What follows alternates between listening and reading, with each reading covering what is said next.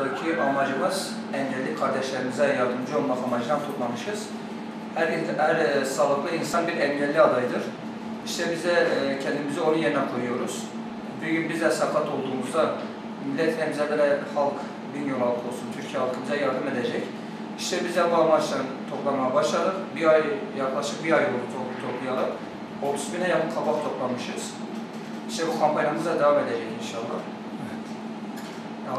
Bingöl halkından da destek bekliyoruz. Evet, tek başınıza mı yapıyorsunuz yoksa yardımcınız mı var ya da birilerinin teşvikiyle mi bunu yapıyorsunuz? İşte ben bu kampanyayı düzenlemek için geldim. Sezer Çınar hocamız var, matematik hocamız. Onun yanına geldim. Tabii bize destek çıktı.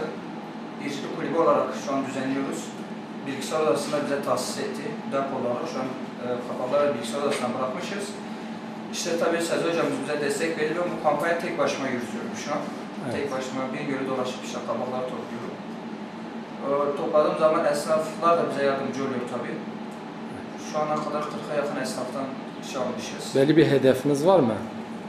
Şu an bir engelli kardeşimize elektrikli sandalye almayı hedefliyoruz şu an. Hedefimiz o.